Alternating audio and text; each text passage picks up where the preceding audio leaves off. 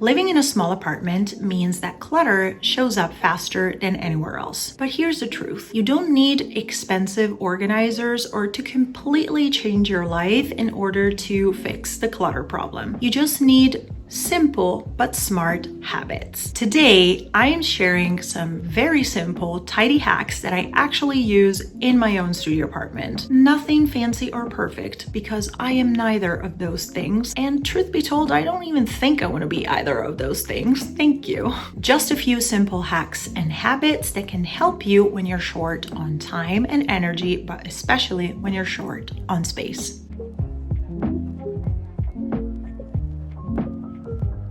The 1-minute rule. This is my biggest game changer. If something takes about a minute or less, I do it immediately instead of ignoring it or procrastinating it. Because if I ignore it or procrastinate it, things are going to pile up and I'm just gonna end up super overwhelmed with a ginormous to-do list in an apartment that looks absolutely trashed. For example, as soon as I walk into my studio, I just take off my jacket or coat and I hang it immediately behind the door where I have all of my hooks, instead of throwing my jacket or coat on the sofa or on a chair. If I drink a coffee, I rinse the coffee mug or put it in the dishwasher instead of leaving it in the sink. If I get some mail, I sort through my mail and I immediately get rid of the envelopes and sort them through recycling bins instead of putting them on my desk or on whatever surface I find available.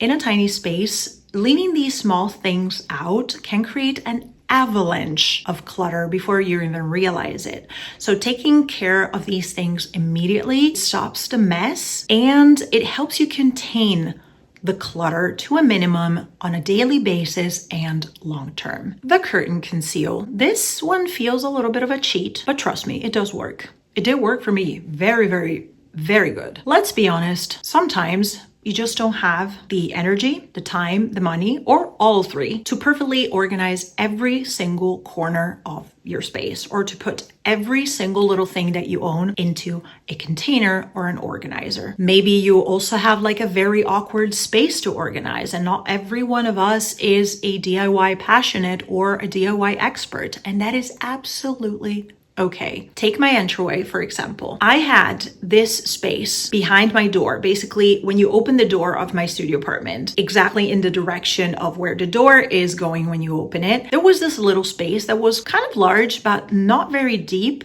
and also definitely not a standard size. So it would have been difficult to find some sort of shelving unit or maybe a cupboard that could fit the things that I wanted to put in there because I had no other space to put them. So what I did was simply taking a shelving unit that I already had from my previous apartment that was tall and thin, so I knew it would fit with no problem in there. And then I have sort of organized the rest of the stuff, Tetrising it into this little weird, awkward space. Since the result wasn't super pretty to look at, I've just simply taken a tension rod, a curtain, and voila. Let's face it, those are not pretty things to look at, but at least I don't have to look at them every single day because they're hidden behind a curtain. It just literally takes a few minutes, not a lot of money, no drilling, so it's perfect if you're a renter like I am, and it instantly turns off all of the visual chaos that you have from all of this stuff, and it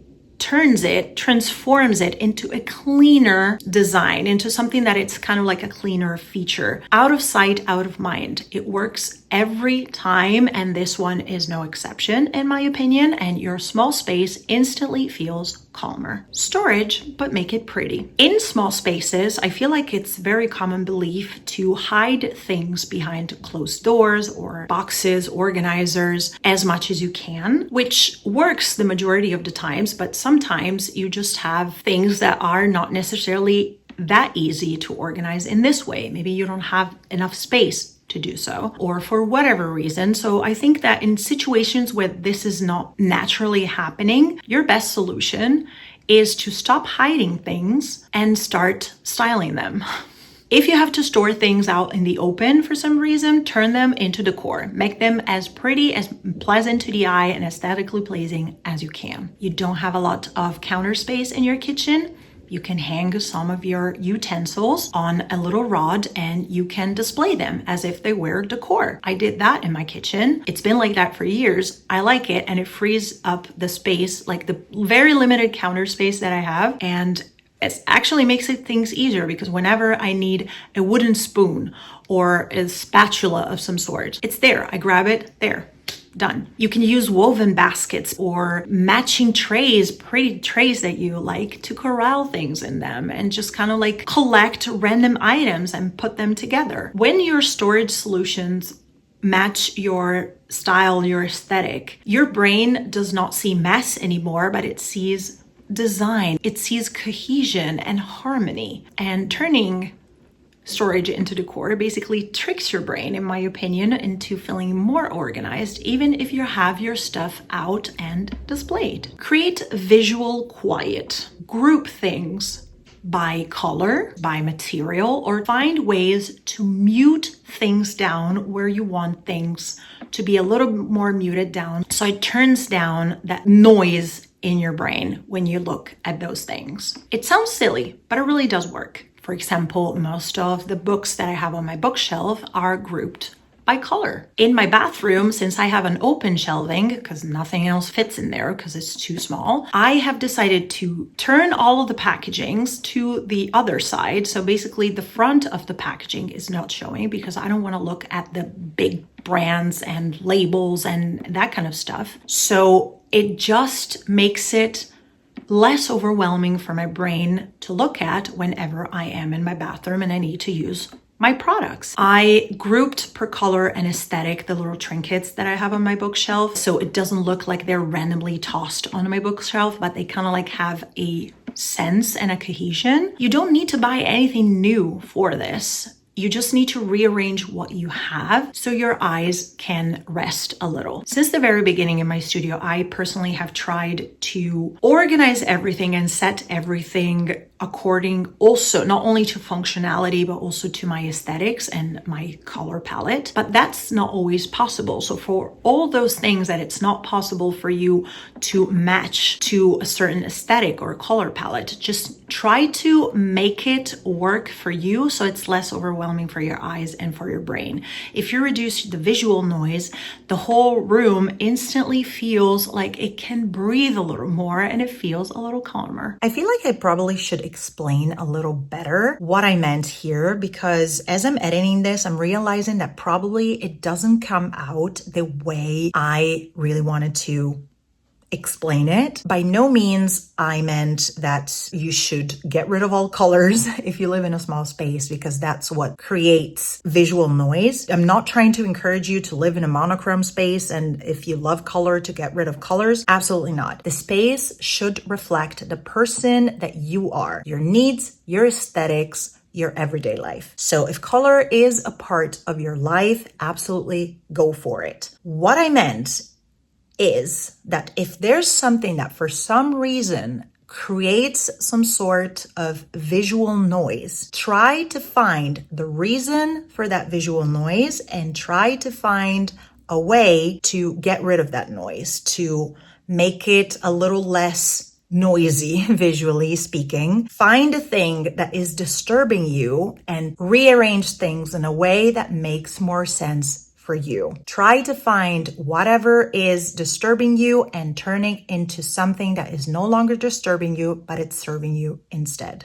Create a landing strip. This is one of the things that I've been doing the absolute most ever since living in this studio apartment. And I feel like this is something that, regardless of how big or small your living space is, you absolutely need, because it helps you prevent so much chaos and mess and clutter, and it makes your life overall just much easier. Basically, I have a little shelf, a hand-me-down from a friend, that I've put in my entryway with the very specific purpose of being my landing strip. So when I come back home, that is the small shelf that I use for when I'm arriving home. My purse and my keys go on that little shelf.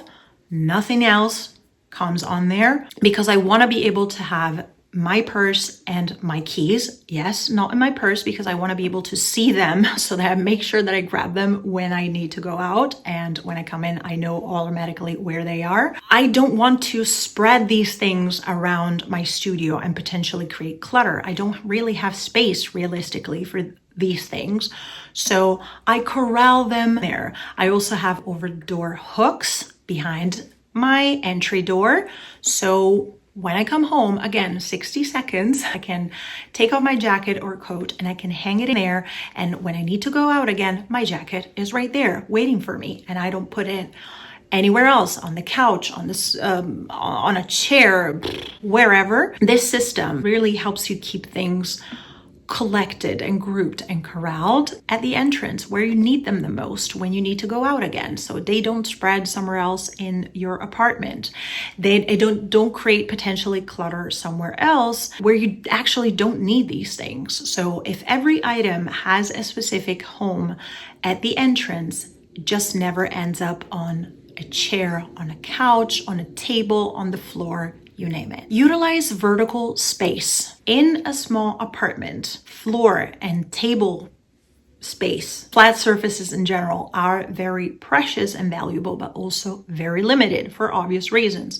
So taking advantage of the vertical space is really your best bet because it's often wasted. For example, I stack things on top of each other. The recycling bins in my kitchen, plates and cups. I use very simple suction cup hooks from IKEA on smooth surfaces like tiles or doors to hang whatever. Also, they're perfect for renters. They leave no marks behind and they require absolutely no drilling. I tried to use from the very beginning storage solutions and furniture pieces that develop also in height and not necessarily just in their width, because they help me to take advantage of this vertical space. So for example, I can use a very high shelf to put things like I did here with my wardrobe. I put some decor pieces like fake plants and picture frames, but also shoes that I had no other space to put because they were big, bulky boots. So by moving things off of the floors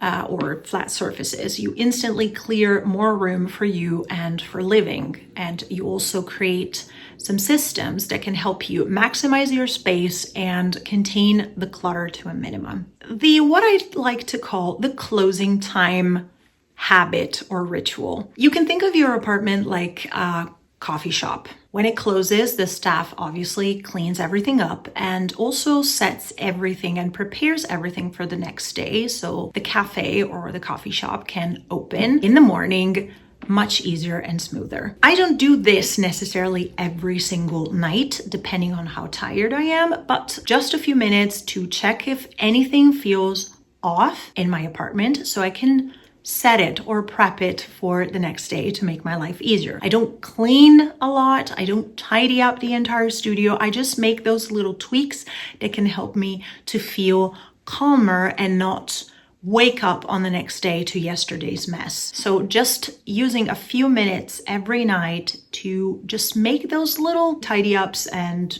tweaks wherever you need them just helps you in the morning feeling much calmer and start your day in a much easier way. Take advantage of the dead zones. Every apartment, but also every small apartment, has spots or little areas that can be forgotten or underestimated because they're apparently useless. Instead of ignoring them, use them. Take full advantage of them because they can truly help you to have your space work for you and not the other way around, which I feel like it's very, very important in everything in life, but especially if you're living in a small space, you want your space to work for you, for your life, for who you are, and not you having to constantly adapt to situations and arrangements that don't really suit you. Use the space under your bed because it's extremely valuable and I feel like a lot of times gets forgotten or not even considered. I have so many things stored in storage bins underneath my bed and it helps me to keep things organized, contained, and I have a space for things that otherwise I wouldn't know where where else to put. You can put a slim rolling cart in an awkward, difficult to organize corner. You can hang organizers behind your door. And again, you can use little hooks here and there to hang whatever you don't want on a flat surface or you don't have other space for. You can use a high shelf or the top of your wardrobe like I did to store some additional things. Use the back of your sofa if it's against a wall, because that is also some space that you could use to store a few things, and nobody really needs to know what's behind there unless you show them. I did it, and I'm so happy I did, because there's an entire world behind that sofa. Trust me, you wouldn't even believe. But it works, and it keeps some of the things that otherwise I don't have any other space to put. They're out of sight, they're out of mind, but I know that they're there and I don't have to look at them all the time or curse because I have no other space to put them. Really feel like it's very important to remember that when you live in a small space, there really is no space for randomness, for useless things, or for things that don't really work for you. So make every single inch of your space count. Even if it's a tiny studio like mine, just make it count. And trust me, small space living will become a clutter-free, relaxing experience also for you. There are a few more things that I want to mention real quick that I feel that are really important when it comes to this topic that for some reason did not get mentioned in the original video. I don't know what happened here. Number one, a place for everything and everything in its place. If you don't designate a spot for each one of the things you own, let me tell you, they're just going to move from surface to surface until you get angry at yourself, at your own home and living space. You definitely don't want that. Try to find a place for everything you own so it makes it just easier. You automatically know where things are. You put them back when you're done using them. It's just overall much easier. Number two, make your bed every single day, because if you live in a small space, making the bed or not making it in the morning makes a huge difference. Even if your space is not the tidiest or the cleanest, you make your bed, you instantly polish up your space. When you live in a small space, it's important to create simple systems that work for you. And I'm very curious to know if there's any of these hacks or habits that you also do yourself in your small space, or maybe there's something completely different that you do, and I'd love to hear about it. So share it in the comments. If you have enjoyed this video, you know the drill. Like it, share it, and subscribe to my channel if you still haven't. Thank you all so much for watching. I will see you in my next one. Bye.